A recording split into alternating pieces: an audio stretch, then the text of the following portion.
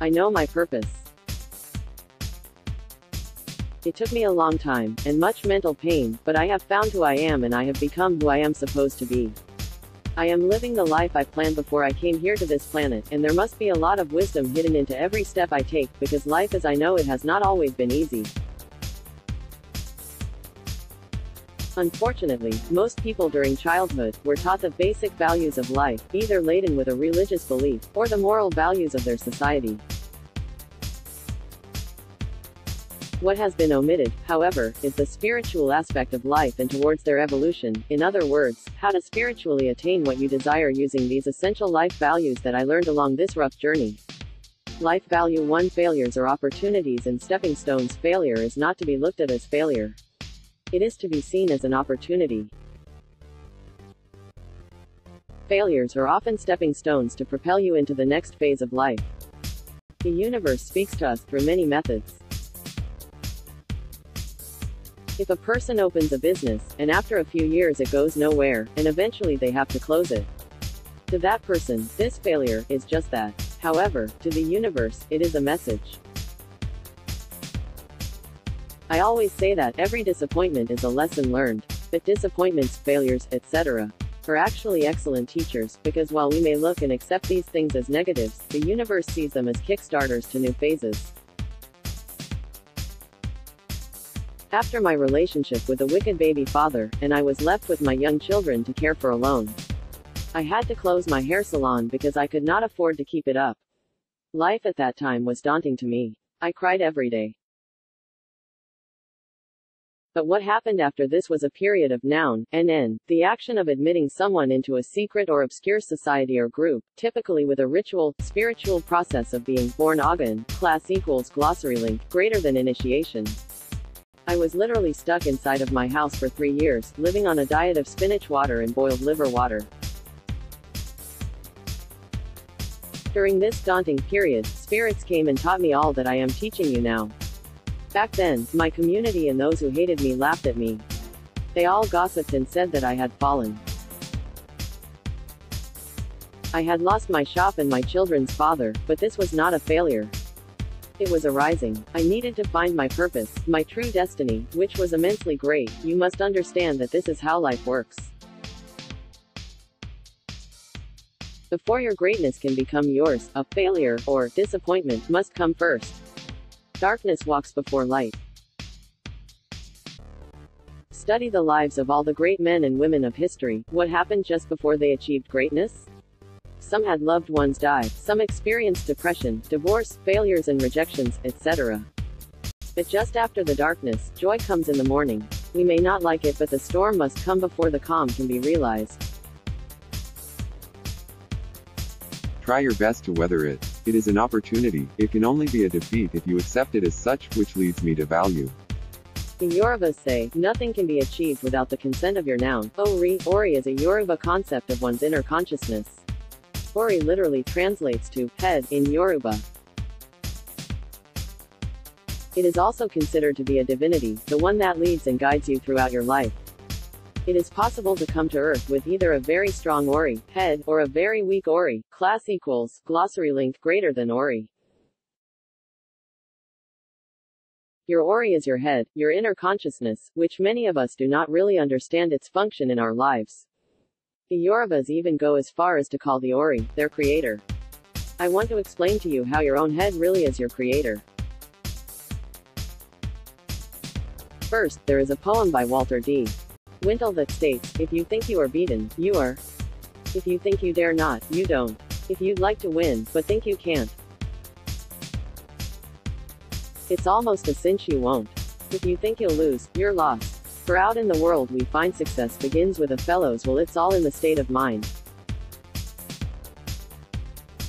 If you think you're outcasted, you are. You've got to think high to rise. You've got to be sure of yourself before you can ever win a prize. Life's battles don't always go to the stronger or faster man. But soon or late the man who wins is the man who thinks he can. Our entire realities are literally what we think they are. We have thought them into existence. Limitations, obstacles, blockages, financial instability, etc. are all thought into being. The same is true for wealth, abundance, love, victory, etc. When a child wants to buy something, if his parent cannot afford it, they will tell him so, there's no money, I cannot afford it, not now, etc.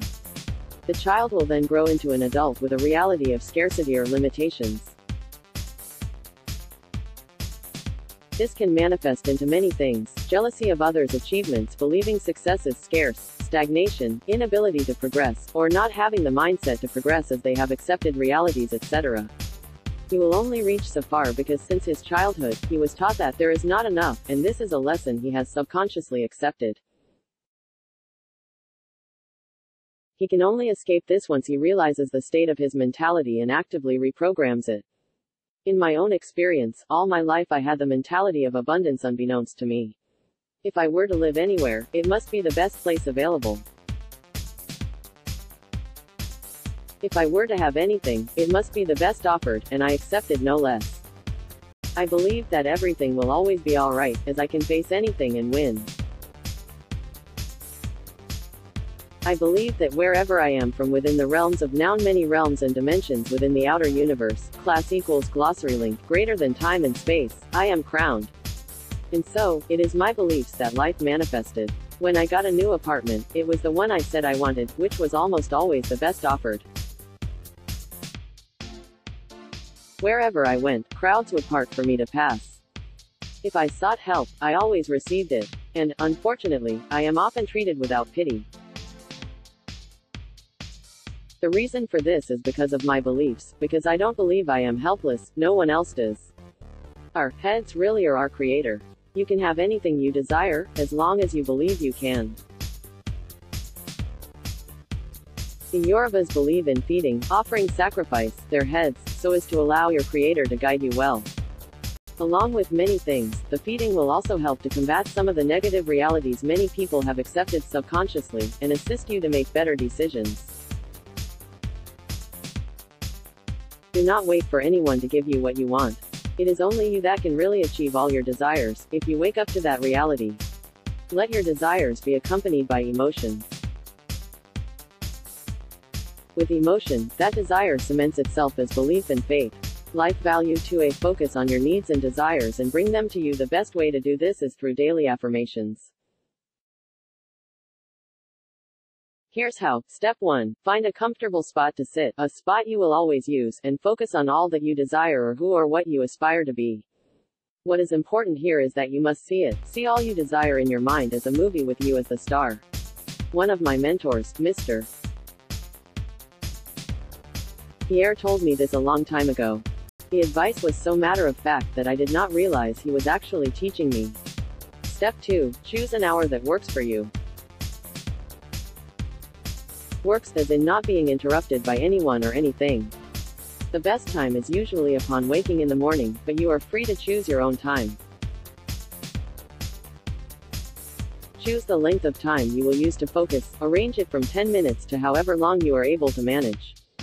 While you affirm, you must see all that you desire is already yours, that power is within you, all you have to do is excavate it. Bring it in, own it.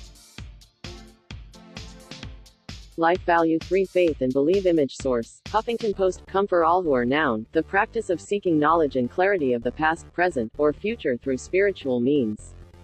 Reading types can widely vary but are often sacred objects, elements of nature, or persons. Related, divination, class equals glossary link, greater than reading this. If you are willing to practice any of what I have taught, please know that it will not be effective without faith and belief. No matter how good the spiritualist or the traditionalist is, the work will not go through if the seeker has no faith and belief. With the practitioner, his work goes with intent. Faith and belief has to be at the core of your being. It is the engine, the driving force, because you know this will happen. The Christian Bible says faith can move mountains, and it literally can. Just as you are who you think are, you are also what you believe you are.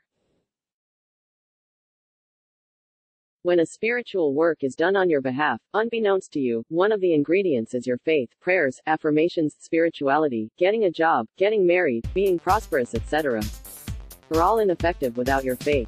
If you hope to be financially stable, but your mind is simultaneously telling you, it won't happen. It never happens. Your efforts will be pointless. Lack of belief creates doubt, fears, and worries. It is the repetition of affirmation that leads to belief. And once that belief becomes a deep conviction, faith, things begin to happen. Muhammad Ali Honorable mentions, practice the art of giving. In order to receive, you must give. This is harmony and balance. If you desire $1 million, what will you give in return for receiving it?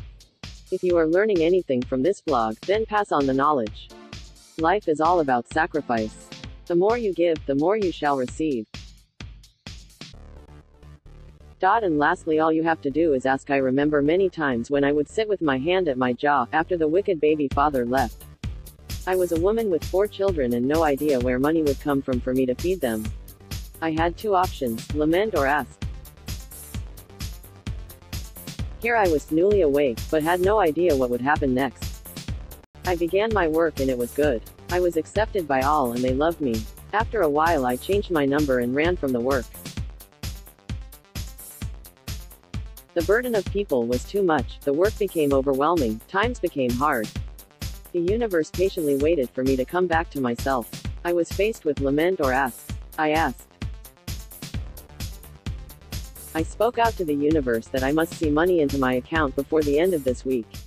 I must receive a phone call, although it was only a few people who had my number, that will assure me that all will be well. By nightfall, I received a phone call. When I received it, I did not remember what I had said that morning.